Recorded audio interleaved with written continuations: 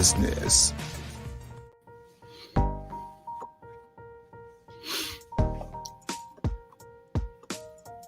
Trying my best here to get this thing going. Got my guy, Nicholas Tomlinson. I'm pop him in 1 second. losing my tongue. And I'm really happy to have him on. Been watching him for a while and hear a lot of good things about this guy, man. So I'm really curious to know a little bit more. So without any further delay, let's introduce my man.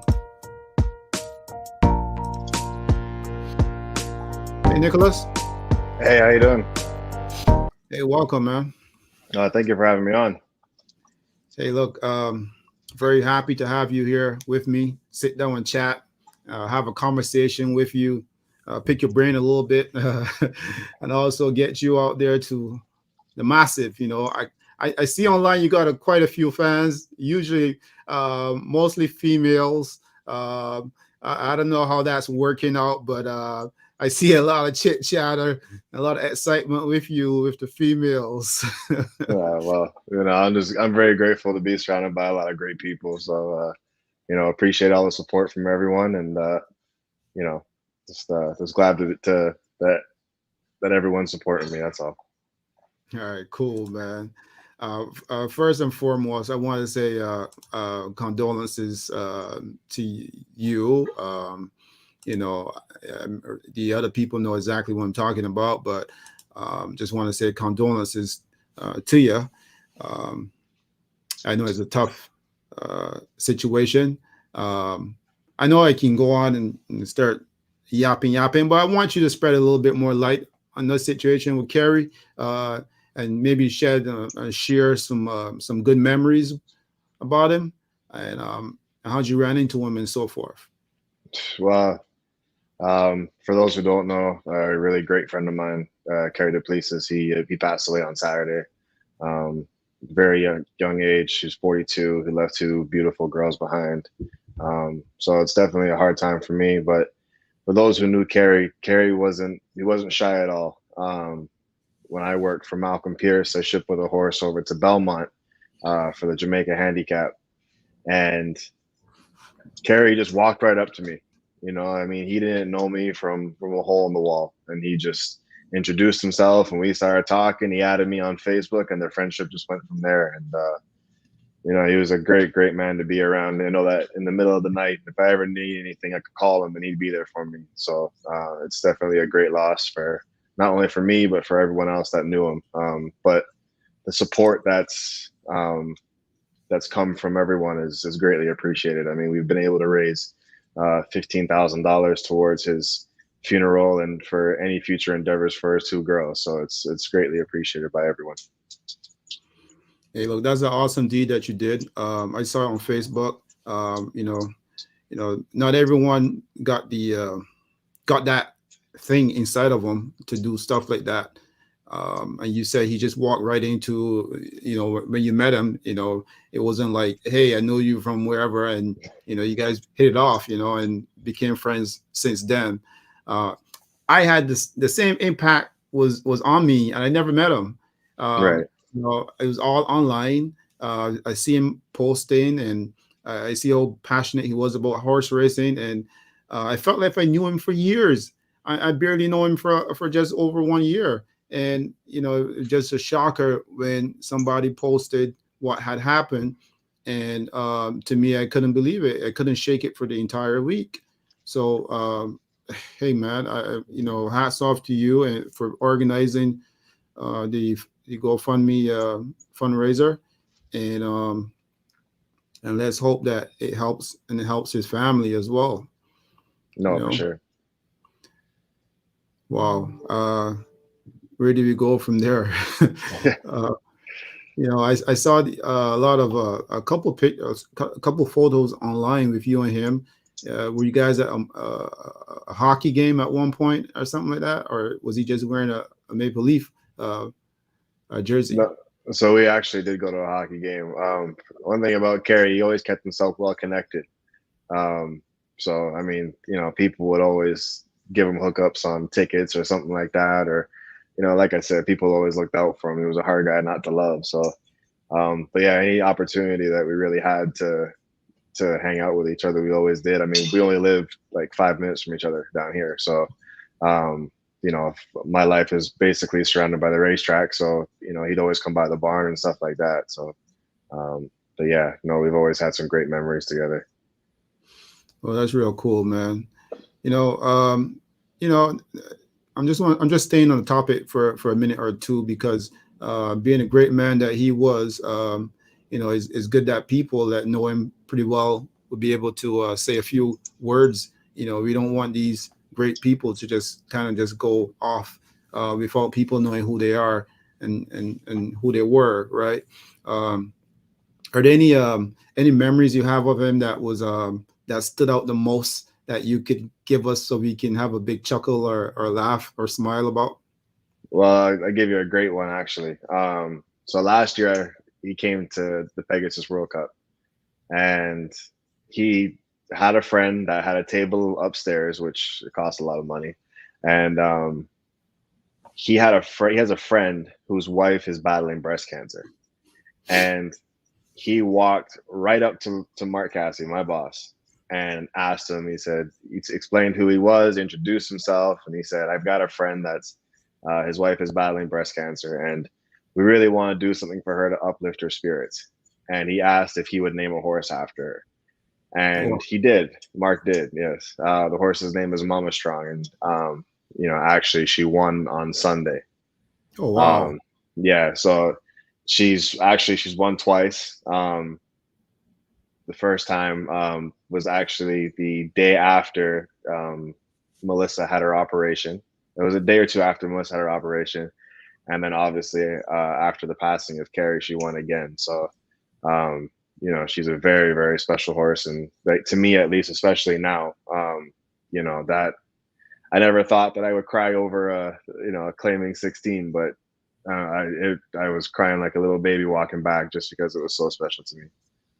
Wow, man, that's an awesome story, man. Yeah. That is a good story. You know what I'm saying? That is a good one. The same thing that you just said is the same thing that a lot of people told me about Kerry. He was not shy. He was special. He was different, as they would Yes, say. He was yes, quite different. and he always wanted to see people do good. He'd always try his best to make sure that everyone else around him around him was good. And he always told me that. I mean, he told me multiple times that he'd have dreams at night that he won the lottery and that he took a portion of it, and he and I went to Tattersalls and all around the world just to go buy horses so that I could train for him one day. And it's definitely a great loss. Oh wow, man. Well, may he rest in peace. I hope that his daughters will be able to get over this. I imagine they're pretty young, but I really sincerely hope that his family will be okay and his memory will live on. For sure. All right. All right. Now over to you, my man. I've heard a lot of good things about you. It's been like just over a year or so, and people are like, oh, this is a young guy who's Mark Cassie's assistant, and he's pretty talented. They think he's going to go far. Tell me a little bit um, about yourself and how'd you get involved in this game, man? Oof. Well, it started extremely young, that's for sure. My parents, my dad's from Barbados, and he came over here. He met my mom, and they were together for a little bit. Obviously, they had me, but they ended up splitting up, and a lot of my weekends and summers were spent at the racetrack with my dad. And obviously, a lot of people know that Woodbine had a barn fire, and after the barn fire, everything kind of changed. Security got a lot tighter around there, and it was very hard for me to be able to go into work with my dad. So my dad had an idea. I was about 13 at the time. And when you're 13 with parental consent in Canada, you're able to obtain any kind of license, really, like hot walker, groom, that kind of stuff. So my dad went to one of his previous employers and got me a hot walking license. But I loved horses for my entire life. There were stories of my dad saying that he'd be inside a stall doing up a horse, and I'd be there 1 minute, and the next I'd disappear. And when he went to go find me, I was inside of a horse's stall playing with it. And this is like when I was like 2 years old. So, um, yeah. I mean, when I was 13, I started working for Peter Behringer. I did weekends and summers. And Peter really gave me a great opportunity, especially looking back on it now, seeing like the expenses of things. I mean, I'm extremely grateful to Peter for that. And so I worked for him for about 5 years, and then I went and worked for Michael Pino for a few weeks. I was still in school, but I was doing co-op, so I was able to work while I was getting credits for high school. And then that kind of projected me into Malcolm Pierce's bar, Malcolm and Sally Pierce, and they really helped take me to the next level. I definitely wouldn't be here today without Malcolm and Sally. They were incredibly grateful. I'm very grateful for them. They were great to me, and I can't say enough good words about them. But I did a lot of their traveling. I was able to go with Up with the Birds for the Jamaica Handicap, and we traveled for the winters together. I traveled to Keeneland and Monmouth and a whole bunch of other racetracks around the U.S. for them as well. So they definitely gave me a great experience. And actually, when I was at Keeneland one time for Malcolm, is when I met Mark. Malcolm didn't have enough horses really to project me to like a full-fledged assistant. And I've always wanted bigger and better things in my life. I've always wanted to be the best and try to, and to be the best that I can at whatever I do. And I actually a good friend of mine, Jamie Begg, he worked for Mark at the time, and Malcolm used to train Jamie's father's horses. And I happened to see Jamie at Keeneland, and I said, "Hey, does Mark need another assistant by any chance?" And he goes, "I don't know, ask him." And I went, "Okay, I'm just gonna, ask Mark Casse. That's great." But I didn't realize what he was saying was that Mark was actually at Keeneland and that I should actually go and ask him. So I happened to be at the races that same day, and I look up on the TV screen and there's Mark. So the next day, I basically stalked him, and then I tracked him down to the front side at Keeneland, and just walked right up to him basically, and I just asked him for a job, introduced myself, said who I was, said who I work for, and the rest is just kind of history. Yeah, that's a pretty awesome story, man. I mean, like so far, this is what I'm hearing from you, Nicholas. You started out, pretty much with your dad going to the track and so forth. You've been scouting from the time you were a baby to see which direction you want to go. You somehow landed in good hands of Malcolm Pierce, who I think around that time was a pretty good trainer. And then you landed in Mark Casse's hands. That's some pretty good company, my friend. No, for sure. I'm very grateful. I mean, I'm extremely lucky. I can't lie. I'm extremely lucky. Everything's worked out for the best. I mean, I used to skip school just to go to the races, and be around the horses. I love it so much. And, it, it was, it was basically an all or nothing shot. It was, I decided I didn't want to go to college. I really wanted to pursue horse racing. And I've been so fortunate and so lucky that everything has worked out. Yeah, I mean, if that's something that you love and you love doing, and you spend so much time and you can feel it inside you, why not? Why not pursue it? You know what I'm saying? Sure. You're gonna love what you love, and if you get distracted, you might only be distracted, but you'll probably end up going right back to what you love anyway, right? Hey, so we're in Toronto. Well, not Toronto, but in Ontario. Are you from Ontario originally? Yes. I lived in Brampton, Ontario. Okay, so I guess that's the tie with your dad being close to the track and so forth, probably working. Well, yeah, like I said, my parents split up when I was very young, so weekends and summers were spent with my dad. And like I said, anyone that really knows horse racing, it's long hours. It's 7 days a week. There's not really any breaks. So the quality time that we had together was mostly spent at the track. I mean, obviously we did other things as well, but it's definitely a hard lifestyle. But yeah, no, I was around the backside of the racetrack from the time I was, I don't know, 6 months old until I left Canada at 21. So yeah. So did you ride at some point too as well? Because there's a lot of guys who get involved in horse racing, and and their first dream was to be like a jockey or to ride or something like that. What was it like? You look like a pretty tall guy. How tall are you, man? I'm 6'3". Oh shoot. Yeah, I'm 6'3", and I love to eat, so it definitely didn't work out. But um, yeah, no. My first dream was to be a jockey, and then I got to about 14, I would say, and I walked into the paddock one day, and I stood next to Slade Callahan, who's also pretty tall to be a jockey, and I was taller than Slade, and I said, "This dream isn't going to work out." So, I would have loved to have learned to gallop and stuff, but I mean, I just, it was just kind of too late. Like I don't even know. When in high school, I was 6'1", 6'2", and then by the time I finished growing, I was 6'3", and the groundwork was definitely meant to be for me. Well, there's a lot of tall jockeys out there, anyways. But I mean, that's still pretty tall. Eventually, you'll probably, grow into yourself, and probably want Right, to be a jockey. exactly. But Yeah, anyways, I mean, that was a dream. So you moved on to something that you probably are enjoying right now. And are you enjoying this? oh, I love it. I love it. It's I, as crazy as it sounds, I love the frustration and the stress and the success. I love the whirlwind and roller coaster that this game kind of throws you on.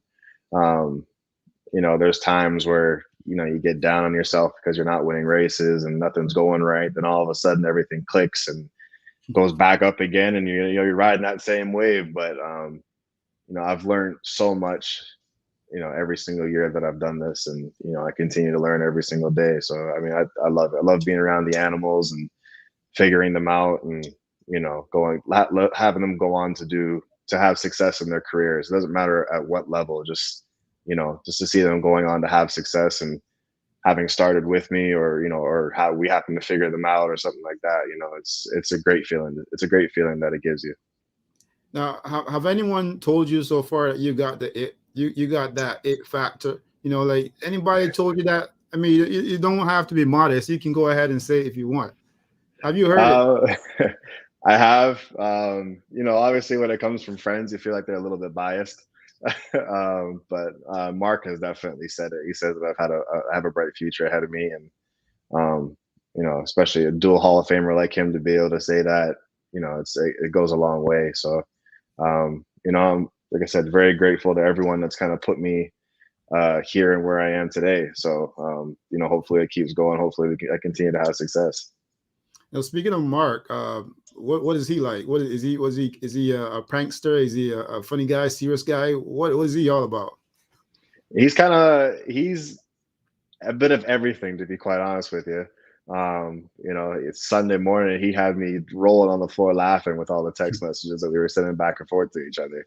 But all in all, he's a great guy. No matter what can happen during the day, he's never going to turn to you and put the blame on you and stuff like that. He's always trying to make you better, and trying to help you learn. And if there's anything that he can ever do for you personally, like, he's always there for you. So I mean, he's all around. He's a fantastic person, and he always tries to help anyone, even if it's animals. On Pegasus Day, he found a chicken that had a broken wing and a broken foot, and that's kind of been his focus for the past couple of weeks. And he wanted to bring the chickens home back to Ocala because she had like 8 babies.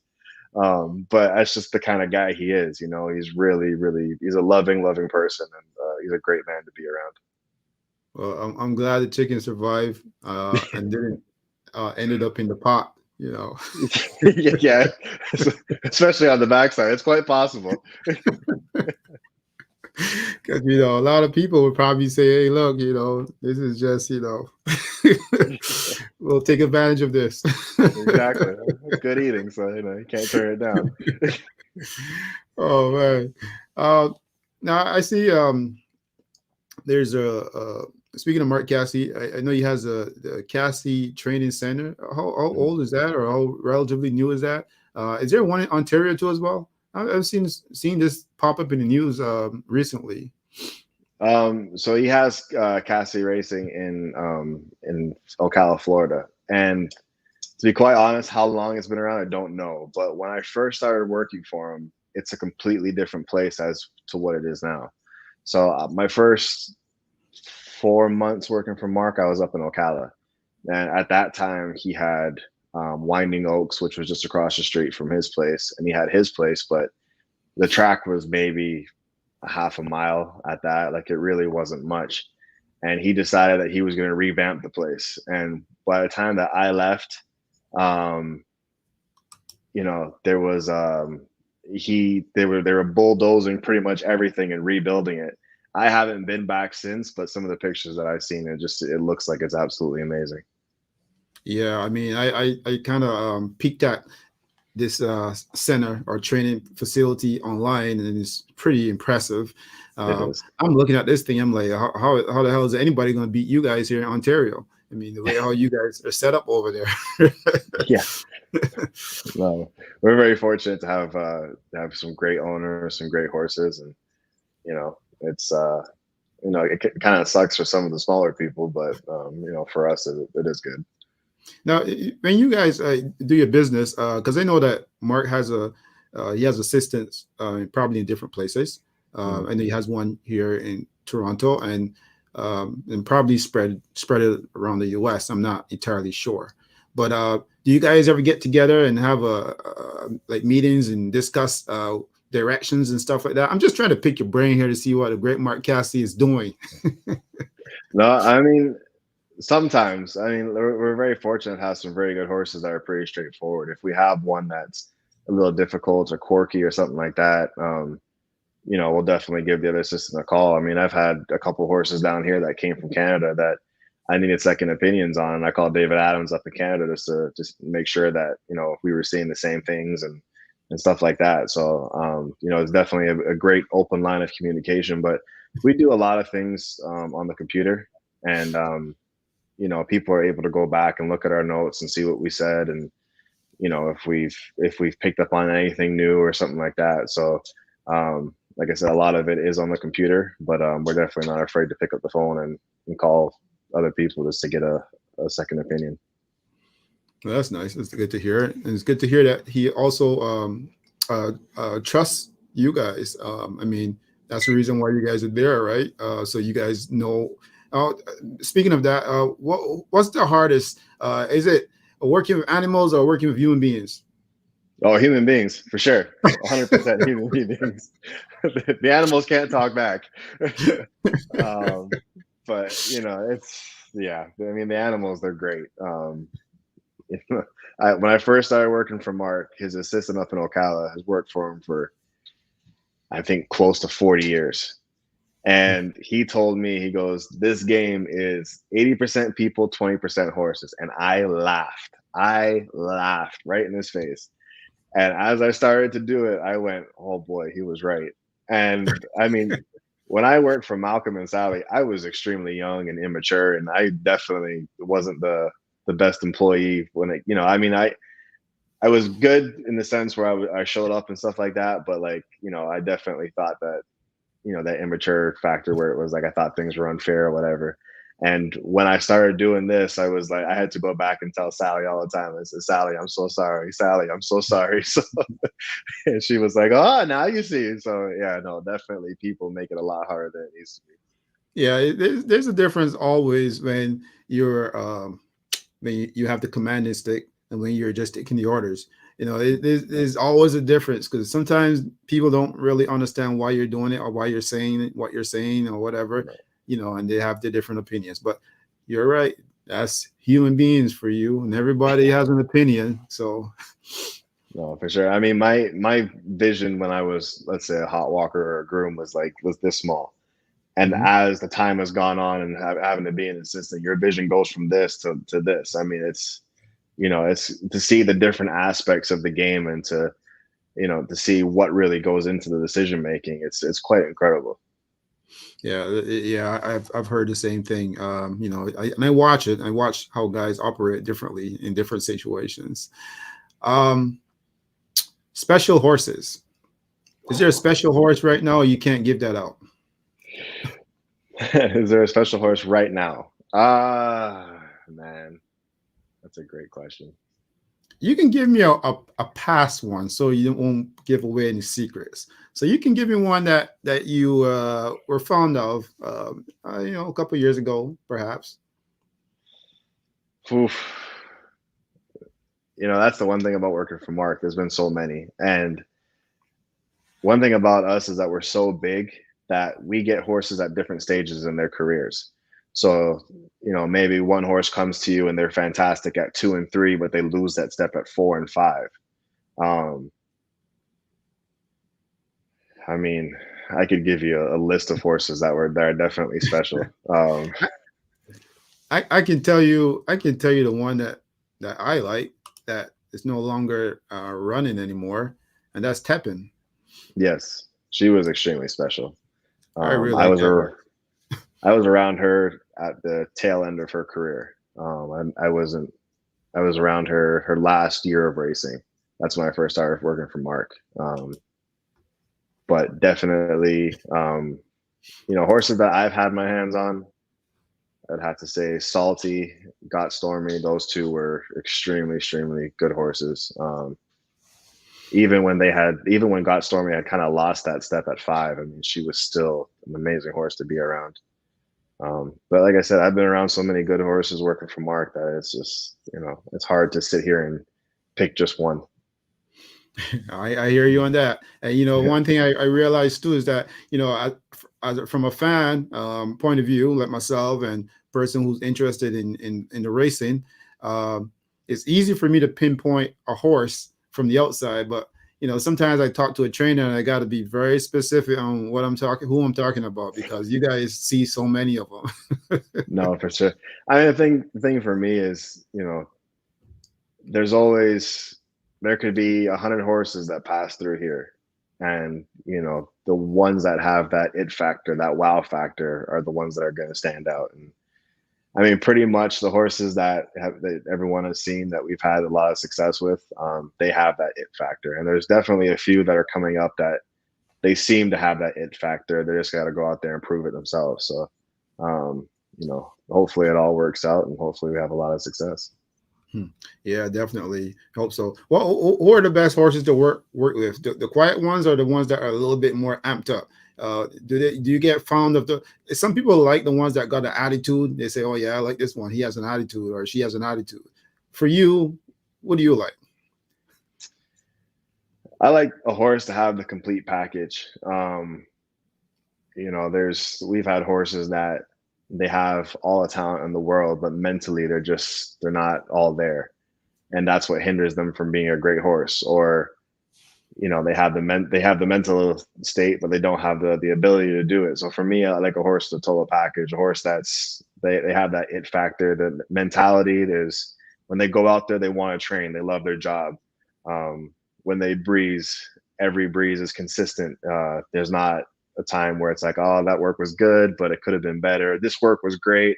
Oh, this one was bad. I mean, those kinds of horses, they're the hardest to train. But a good horse, to me, goes out there and they're consistent every single time. And I think consistency really makes a good horse. So for me, if they have the consistency when they're breezing, if they have a good mind, and they have the talent, I think those are the kinds of horses, obviously, that I like. I also like the difficult ones too, where um, there's something about them that you really like. You just got to figure it out. And once you figure it out, then it's just, it's all gun ho from there.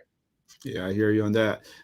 What is there any difference with when you handle $1 million horse and when you handle a $30,000 horse? No, I treat them all the same, pretty much. To a degree. $1 million horses, good horses, they can take the jamming a lot harder. A good horse, you have to train them a little bit harder. Actually, Brian Lynch told me something that I'll never forget for the rest of my life. A good horse does everything with ease, and sometimes when they go out there and they work in 47, that's just easy for them. You got to kind of crank on them a little bit harder to get something out of them so that they can actually get something out of it.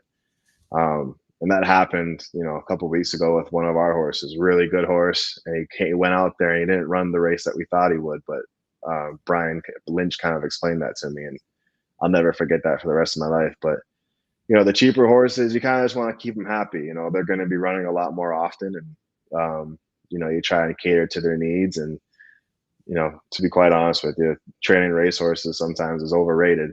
Sometimes I think we do too much with them as opposed to, just trying to keep them happy and healthy. And, a happy horse will always go out there and give you their best. Well, I'm glad you kind of mentioned that because it kind of puts me onto this topic now where keeping a horse happy, keeping a horse feeling good versus working a horse really hard. Do you ever see a horse kind of gives you the eye and say, "Look, that's it, I'm done." We've had it happen a few times, for sure. Um, Actually, speaking of Teppan, she was one of them. Teppan always loved to go out there and do her thing, and I mean, it's public. I'm not hiding anything, but her last year, I don't remember how old she was. I think she was 6. We went out there, and one day she just said, "That's it, no more." And we were all kind of puzzled. We didn't really know what to do because she had never done that before. It was, well, maybe it's just, she wasn't feeling it today. And she went out there again and she was like, "Nope, I'm done." We were like, "Oh, okay, this isn't good." But, you know, there, I, I mean, Teppan had nothing left to give, she had accomplished everything and more. And I mean, she was a phenomenal racehorse. So when she said that was it, we were just like, you know what, if that's it, that's it. We've had an incredible ride. So, That's yeah. pretty awesome, man. What do you rely on most? Are you a emotional guy with the horses? Do you go off of instinct? Do you go by the facts or the numbers? What do you rely on as an assistant trainer? I kind of rely off of everything. Horsemanship being first. We've had, I'll give you a great example. We have a horse right now. He won the Tropical Park Derby. His name is Golden Glider. Going into his last race, he was training phenomenally, and everything was lining up for that horse to sit on a good race. And when the PP's come out, you kind of look and you go, I mean, he had a great campaign, extremely hard campaign. He ran it in the Belmont and stuff like that, but they had him at 20-1. So, sometimes you look at the PPs and you go, you know what, I'm not even going to look at this because I feel like this horse is sitting on a big one. You kind of just have to go off your instincts sometimes as opposed to looking at the PPs and the numbers and stuff. Obviously, the numbers are there and they can be fairly correct, but those odd times where you have a horse sitting on a big race, you definitely want to go off of your instincts. Yeah, I hear you on that because it's still a horse race, and then and the jockeys portion of it and so forth. That kicks in. You never know what happens, right? No, for sure. I mean, the only chance you don't have on a horse race is if you're sitting in the stall. So, if you're not in the race, you don't have a chance. If you're in there, you have a chance. It may not be a big one, but at least you have a chance to win it. Now, when you put horses out there, do you feel like you want to win every race? I mean, that's the probably rhetorical question, but I'm still asking it anyways.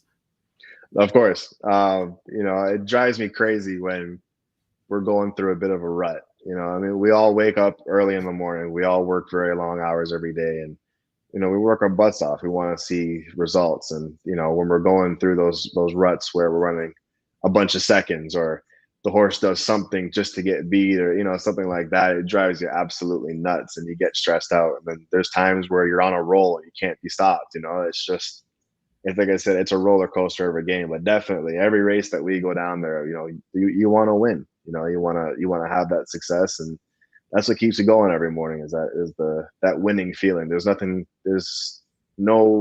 me, there's no better feeling in the world to see all that hard work pay off, not just from my standpoint being an assistant, but from the hot walkers to the grooms to the exercise riders to everyone. Everyone that's involved, seeing that horse cross the wire in first means a lot. Now, speaking of what keeps you going, you coffee or you a tea man? Coffee for sure. If there's been times where I've been pretty tired and I'll leave my coffee on the roof of my car and start to drive away, and then I'll hear it fall, and I know right then and there it's going to be a long morning. But definitely coffee guy. Coffee definitely helps. Celsius as well. Celsius is like a bit of a healthier energy drink that helps as well. You guys always thrill the hell out of me because you guys are up so early. Sometimes I see guys just like taking a little nap in between the day. It's like 2 3 minutes. it's Yeah. it's just funny to watch sometimes. But you guys do work really hard, and I really admire the guys who work in the backstretch in terms of the commitment that people make to these animals, just to make this happen. Hats off to you guys, and continue doing what you're doing. Um, Funniest jockey to be around? Funniest jockey to be around. Oh,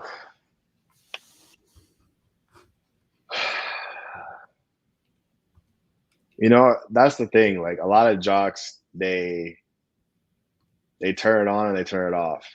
There's a time where you have to be professional, and then when you're kind of out and about, you can kind of be, be yourself. Mm-hmm. I was actually down at Gulfstream on Sunday, and Patrick Husbands was there. Just briefly, I think he came in. I don't really know why he came in, but he was flying back to Barbados, and he's pretty funny to be around. I quite enjoy being around Patrick. So, in my personal opinion, this definitely would be Patrick. Well, I didn't know he was that funny, but I know he's definitely a charmer. He definitely can grab an audience. Yeah, yeah, for sure. So, what do you prefer right now? Do you prefer Toronto, or you like Florida? Tell me about you're born here in Ontario, but you're living in Florida. Do you ever miss this cold weather, man? The cold weather, no, definitely not. 18 years of cold was enough for me, and like I said, I was very fortunate to go and travel with Malcolm and Sally during the winter. So, don't miss the cold. I miss my family and friends. I miss Woodbine. Woodbine's a great facility, but I feel like the biggest problem, not only with Canadian racing, I would say with Canadian sports in general, it's hard to grow. Down here in America, you have so many different options and routes that you can take, and places that you can be, whereas Canada, you're very restricted. Even when I've had guys that I went to high school with that had to come down to the States to get D1 offers to go on to colleges, just because they were that talented, but they weren't going to have that same success in Canada. So, I think for me, moving down here, working for Mark has definitely been a great move, just because I'm able to grow and expand, and just for me, yeah, it's definitely a lot better. But when I become a trainer, I definitely wouldn't be opposed to having a string up at Woodbine, just because the money's fantastic. The turf course is unbelievable, but they write the right distances and the right races for people. So I would definitely love to do that at some point as well. Yeah, I hear you in that. I mean, Woodbine, like there's Woodbine for Erie, I mean Ajax, but you're definitely right on that. Like after Woodbine, that's it, right? Um, Right. I mean, I definitely do, or I used to actually enjoy watching some of the racing out west as well. But those tracks, the purses are a lot smaller, so it doesn't grab the same kind of attention. Um, but in the U.S. is pretty much very very competitive. Even the $5,000 claimers and the allowance races, they're all very very competitive. Everybody's No, for grabbing at the sure. money. That's what I noticed for the U.S. There's no holds bar. Everybody's No, grabbing at the money. no, for sure. It depends, and a lot of the bigger guys, whoever's offering the most money, that's where they want to go. So, Gulfstream actually did a great job of raising their purses this winter. So, like I said, everyone wants to gravitate towards the money and make the most. Yeah. Now, are there any Canadian jocks and trainers when they come over to Gulfstream? Do you guys ever talk, or you guys keep it business as usual? Because I notice here at Woodbine, people sometimes don't um, get the opportunity to talk because you guys are so busy. You know what I'm saying? So, is it the same over there, or you guys go have a coffee together every now and then? I think it's a little bit different for them right now. Like Kevin Attard. Kevin's known me for a long time, and a lot of people know me through my dad. But when Kevin comes down here, I mean, pretty much business as usual, but he's a lot more approachable, I would say. I think he's got a little less going on, in the All right. sense where, he doesn't have 16 horses running on a day. He's got one here and there. He brings down a select few. So, I think definitely in the wintertime for these guys, it's more of their vacation. They're able to kind of, talk a little bit more and be more social. Whereas like guys like myself, the summer is my vacation and the winters is my busy time. So it's kind of hard for me to be able to interact with a whole lot of people. Yeah, that's true. I definitely can see that. I mean, you go to Florida after a long season at Woodbine, it's opportunity with lesser horses just to kind of kick back a little bit. You get a little break. At least it feels that way. Exactly. I can only imagine.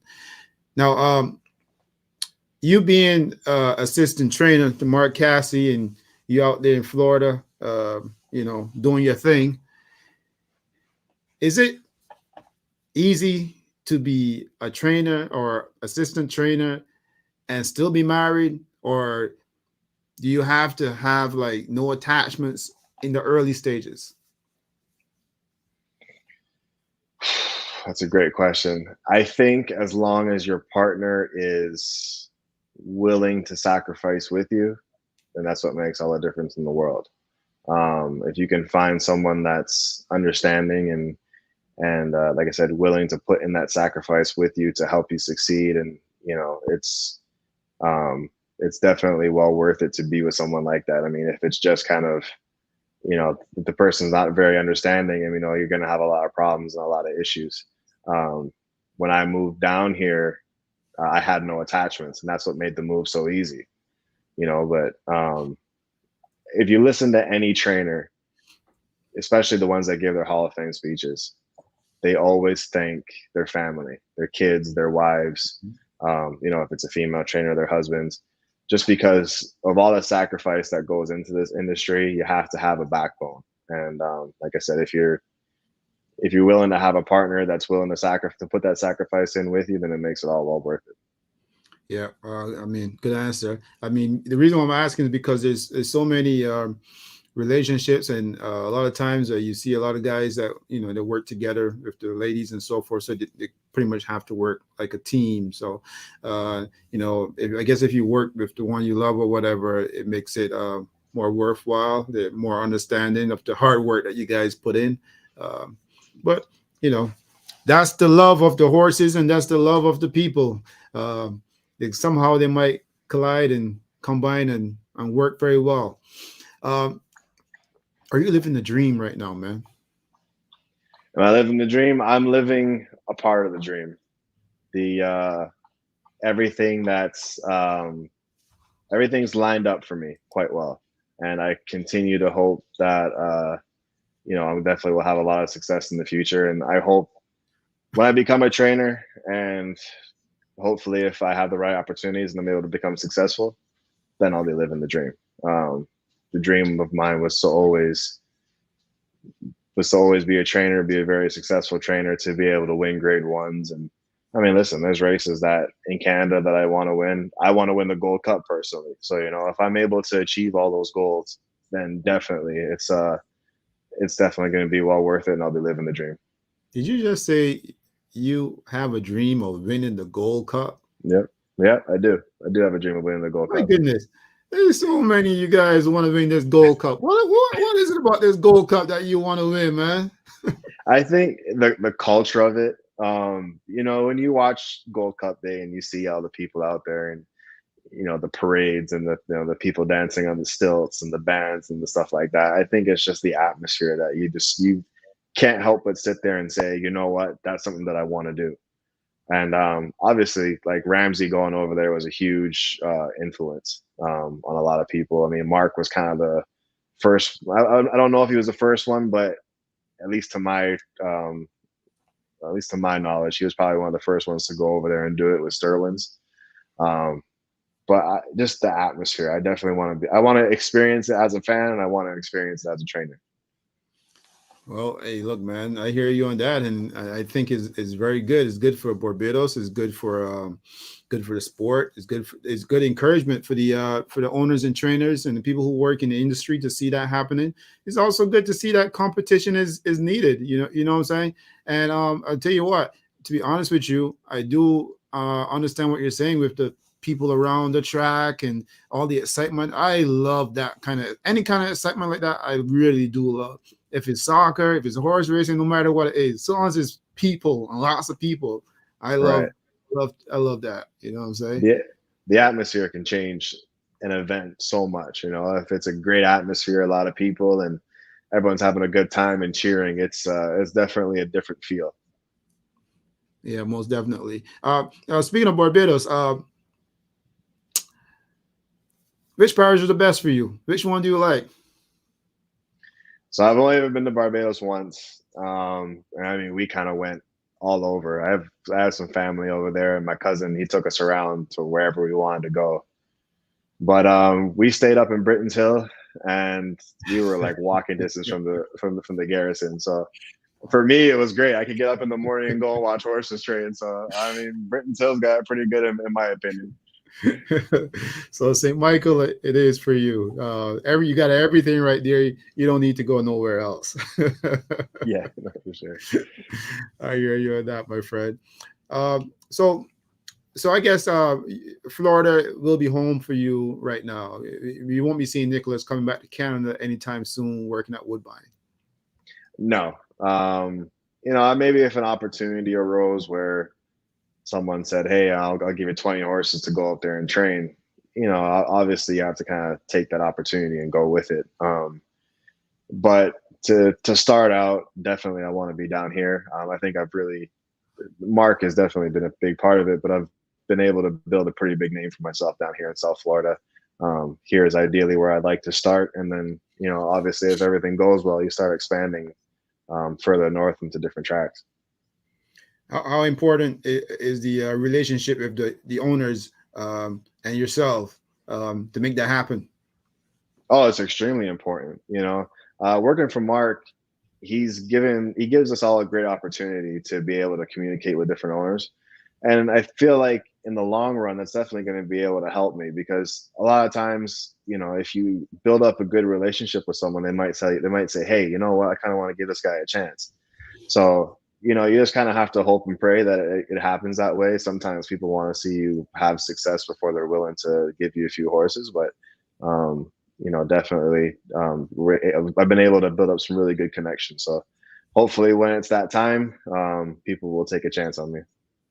Nice, nice. Now, speaking of that, I got one or two more questions for you before we hop off. But I definitely will after the show get that photo with you as a baby on top of that horse. Just had a look at it, and my goodness, I don't know what you were doing, but I would not be doing that. Yeah, that right there was the beginning of the end for my parents, basically. Especially being so small, man. Yeah. Listen, I'll tell you my story with horses because me and my wife, we went horseback riding a couple of years ago, and we jump on our horses, we went in the trail and whatever, and there was a big grown man, he with his buddy or whoever he was with, and he jumped on that horse, and let me tell you, after about 30 seconds on that horse, he started to tremble, he started to shake, and he's getting off this thing. He just jumped right off, but you was a baby, man. Jeez. No, that's not me. I mean, like I said, I was like, when I could walk, I would just disappear into horses' stalls just to go and play with them. I didn't know any better, but that's just, when you catch the bug at that young of an age, it doesn't leave you at all. Nice. A couple more questions, like I said. Ricky Griffith, ring a bell? Yes, yes, it does. Did you get an opportunity to rub shoulders with him? No, for sure. So when I first moved down to Florida, he was still well, and he was still down here for some reason. I think he left some horses down here because Woodbine wasn't opening up until April, so he stayed back. And I mean, he had us all over at his place for a barbecue and stuff like that. I mean, Ricky was a fantastic person. It's a shame to hear what he's going through now, and it's all so sad. Cool. Kentucky Derby. You guys got a couple looking forward to Kentucky Derby? Any horses in particular on that trail? So we're actually going to enter for the Sam Davis on Wednesday. We've had one horse here named Classic Car Wash. He looks like he could be. He seems like he's got the talent to be a Derby contender. I've been fortunate enough to have 3 Derby contenders for Mark in my care. And he definitely brings a lot of talent to the table. So we're hoping that he's able to have some luck and can stay happy and healthy throughout the Derby trail. But I'm definitely high on that horse. Hey, look, do me a favor. If any of those horses that you just mentioned on that Derby trail manage to make it in, you got to promise you got to come back and let's have another chat about For sure. Horses. You know what I'm saying? And maybe sure. hopefully, you'll end up in the winner's circle. Maybe. Exactly. Yeah, you have to send me one of those hats so I can wear it in there. I definitely will now. Since you mentioned it, I definitely will. I'll keep in contact with you, and we'll do something. That sounds good. And you gotta promise me you gotta wear it out there in Florida because I think it's pretty fly. It is pretty fly. I like it. All right, my man. Hey, look. Hey, thanks for joining me, man. I know I try to get as much as possible from all of you. But you're pretty good because you're not giving away too much, but you're giving away enough for us to really enjoy what you do. So I want to thank you again, my friend. Thank you for having me on. And you gotta keep some secrets, Dan. But thank you for having me on. I appreciate it. All right, best of luck to you, man. Hopefully you make that Derby and continue doing what you do and be good at what you do, my friend. All right. Take care. Thank you very much. All right, you're welcome. Stay in touch. I will. All right.